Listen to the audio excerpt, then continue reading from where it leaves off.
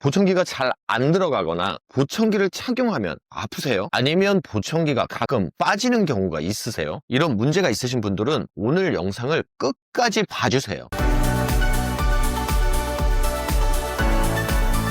안녕하세요. 미국계 보청기 본사 20년 경력의 전문 청사 난청 보청기 전문가 지니 히어링입니다. 많은 분들이 보청기를 선택하실 때 보청기 브랜드가 어떤 건가요? 보청기의 채널이 몇 개나 있나요? 이렇게 성능 위주로 많이 물어보시는데요. 하지만 정작 보청기 착용에서 가장 중요한 부분은 문제없이 오래 착용할 수 있는 편안한 착용감이에요. 결국 좋은 보청기도 아프거나 잘 빠진다면 아무 쓸모없는 물건이 될 수가 있는데요. 그래서 오늘은 보청기 착용감의 80%를 차지하는 보청기 쉘과 몰드에 대해서 한번 자세하게 알아보도록 하겠습니다. 그럼 한번 바로 가볼까요? 렛츠고! 보청기 쉘 몰드는 무엇인가? 보청기로 소리를 듣기 위해서는 보청기의 어떤 부분이든 귓구멍 안에 들어가서 곰하게 소리를 전달해야 되는데요. 개인 청력도에 따라서 우리가 이어폰에서 쓰는 이어돔처럼 맞춤형이 아니라 미리 제작된 고무 재질의 이어팁을 사용해서 보청기를 착용할 수도 있지만 여러 가지 이유로 개인 귀에 맞는 맞춤형 쉘이나 몰드를 제작하는 것이 훨씬 더 일반적입니다. 쉘은 말 그대로 안이 텅 빈 조개 껍데기 같은 형태의 귓꽂이를 말하는데요. 귓속형 보청기의 경우 이 빈 공간에 전자부품을 여러 가지 채워 넣어야 되기 때문에 개인의 귀 모양대로 텅 빈 껍데기를 제작하는 것을 말합니다. 몰드는 안이 꽉 차 있는 귓구멍 모양의 귓꽂이를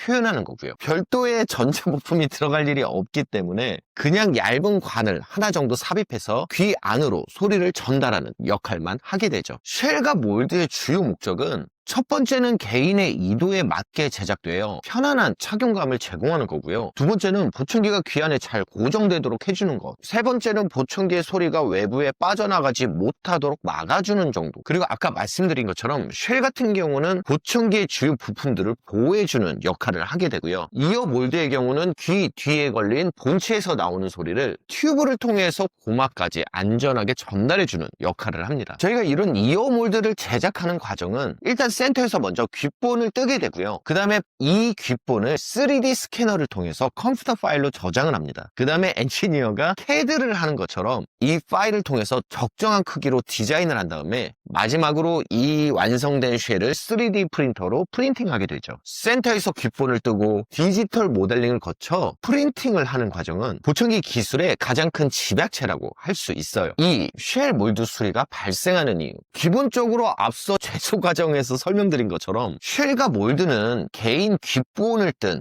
요 모형대로 제작이 되기 때문에 실제 이도와 다르게 크게 불편하게 제작될 일은 많이 없습니다. 하지만 사람의 귀는 살아있는 유기체이기 때문에 몇 가지 변수가 생길 수 있는데요. 첫 번째는 이도의 연동 운동이에요. 우리 사람의 귓구멍은 사실 가만히 있지 않습니다. 말을 하거나 음식을 씹을 때 턱관절을 움직이게 되면 이에 따라 귓구멍도 같이 어느 정도의 움직임이 발생되는데요. 사람에 따라 이도의 움직임이 심하거나 이도 모양 자체가 보청기가 좀 빠지기 쉬운 형태를 가지고 있으면 보청기가 밀려나와서 빠지는 등의 문제들이 발생할 수가 있어요. 두 번째 변수는 피부의 처짐인데요. 보통 이 문제는 노년의 보청기 사용자분들에게 많이 발생하게 됩니다. 세월이 흐르면서 우리 피부에 탄력이 떨어지는 것처럼 이도를 이루는 피부도 탄력성이 떨어지면서 피부가 좀 처지게 되는데요. 이로 인해서 귓본이 원래 이도보다 살짝 크거나 또는 작게 떠질 수가 있는 경우가 생깁니다. 또한 처진 피부의 특정 부위가 보청기와 맞닿아서 심한 통증을 유발하는 경우도 있고요. 세 번째는 음량 옵션, 환기구 문제인데요. 개인의 청력에 따라 보청기를 제작할 때 일부러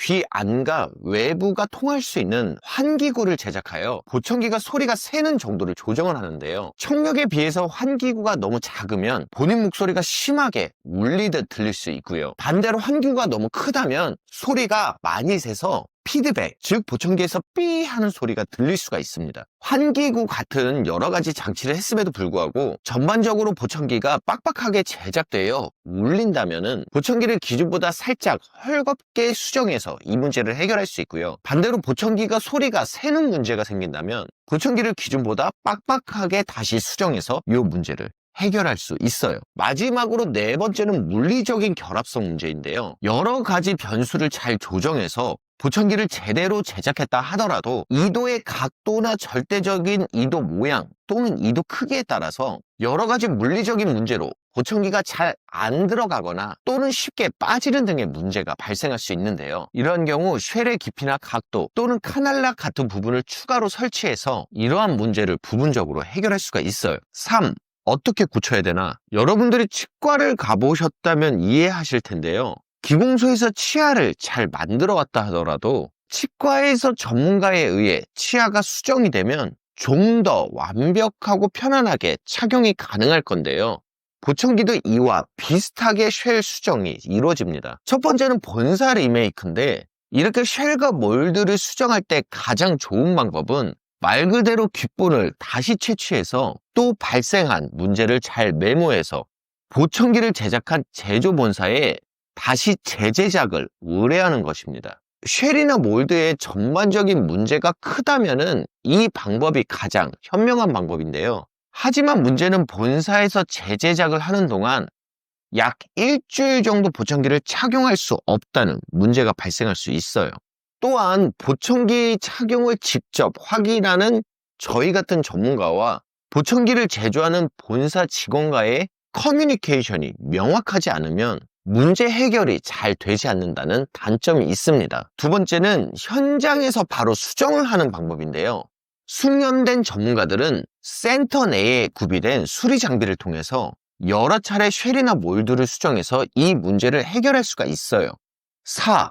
왜 쉘 수정 기술이 있는 센터를 선택해야 되는가? 사실 이 부분이 오늘 영상의 가장 핵심인 부분인데요. 진정한 보청기 전문가는 소리만 수정하는 게 아니라 보청기의 외형, 수정 능력도 같이 갖춰야 된다는 것이죠. 일단 센터에서 직접 쉘을 수정할 수 있는 기술과 장비가 있으면 즉각적인 문제 해결이 가능합니다. 보청기 아래 뒤쪽에 조금 통증이 있어요. 이런 문제처럼 큰 문제는 아니지만 약간 표현이 애매한 문제인 경우에는 센터에서 고객과 커뮤니케이션을 통해서 여러 차례 수정을 해보면 금세 문제 해결이 가능합니다. 근데 이러한 문제를 본사에 재제작으로 의뢰하는 것은 오히려 명확하게 해결이 어려울 뿐더러 일주일 동안 보청기를 착용할 수 없어서 좀 비효율적이죠. 두 번째는 정밀한 커스터마이징이 가능합니다. 본사 직원들은 사용자의 귀 상태가 어떤 상황인지 직접 확인이 어려워요. 하지만 센터에 있는 전문가는 사용자의 상태를 살펴보고 고객의 피드백을 들으면서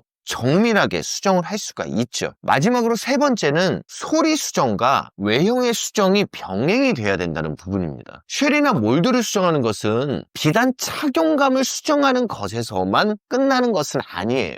수정 정도에 따라서 실제 귀 안에서 발생하는 증폭량이 변할 수 있기 때문에 쉘 수정과 함께 변화될 수 있는 소리를 현장에서 시리 측정기 같은 걸로 같이 측정하여 보청기 외형과 소리를 같이 수정해야 완벽한 수정이 끝나는 거죠. 마지막으로 5. 결론. 소리만큼 편안함도 중요합니다. 보청기는 우리가 쓰는 이어폰처럼 좀 안 맞아도 참고 쓰지 할 필요가 없는 물건이에요. 착용감이나 삽입 정도의 문제가 있다면 그것은 쉘이나 몰드에 문제가 있다는 신호고요. 이 부분은 전문가의 기술과 수정에 의해서 얼마든지 해결이 가능한 부분입니다. 특히 현장에서 직접 수리가 가능한 전문가는 이러한 문제를 더욱 빠르고 정확하게 해결해 드릴 수가 있어요. 따라서 보청기를 선택하실 때 반드시 그 센터에서 전문적인 수리 장비와 기술을 구비하고 있는지 확인을 해보시면 좀 더 완벽한 보청기 착용이 가능하시리라 생각합니다. 보청기 쉘이나 수리 관련해서 궁금하신 점이 있다면 언제든지 댓글에 문의해 주세요. 감사드리고 지금까지 히어링 유니온의 진의 히어링이었습니다. 끝!